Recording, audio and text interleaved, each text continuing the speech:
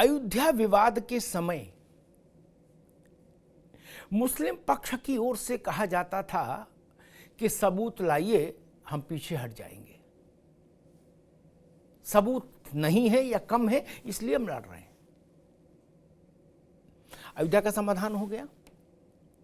अब विषय आया ज्ञानवापी का, और वैज्ञानिक विधि से, तकनीक के सौजन्य से, जिसमें मानवीय हस्तक्षेप कम से कम, क्योंकि गड़बड़ियां तकनीक में नहीं होती, मानवीय हस्तक्षेप में हो सकती हैं, के आधार पर लगभग 840 पन्नों की एएसआई की रिपोर्ट सबमिट हो गई ज्ञानवापी पर। महादेव का अर्घा, शिवलिंग, हनुमान जी महाराज, कृष्ण जी की खंडित प्रतिमा, नाना प्रकार की प्रतिमाएं, हिंदू देवी देवताओं की, सब कुछ मिल गया वहां। स्वास्तिक है, शंख है, चक्र है, गदा है, पद्म है, सब उत्कीर्ण है वहां के खंभों पर।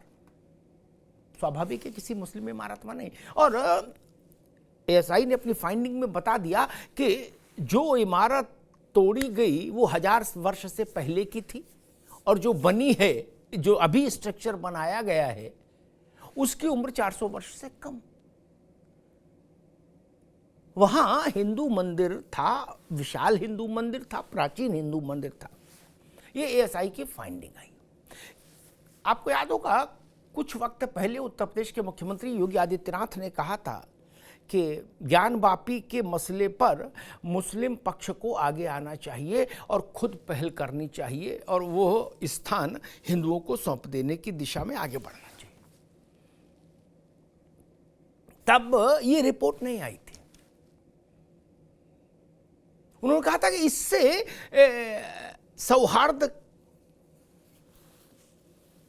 बढ़ेगा दोनों पक्षों के बीच में, एक नजीर स्थापित होगी, एक उदाहरण स्थापित होगा। अब रिपोर्ट भी आ गई, सबूत भी आ गए। क्या कहीं से आपको कोई ऐसी गुंजाइश दिख रही है? नहीं ना। अब कहा जा रहा है कि रिपोर्ट है, रिपोर्ट का क्या करेंगे? फैसला तो कोर्ट करता है, रिपोर्ट से थोड़ी ना होता है। अयोध्या में कहा जा रहा था सबूत दिखा दीजिए, बात खत्म।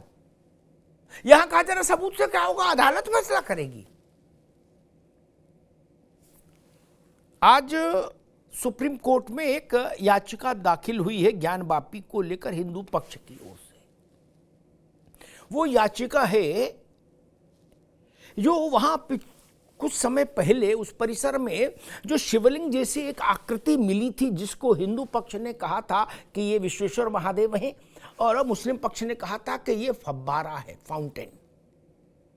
अजब गजब फव्वारा।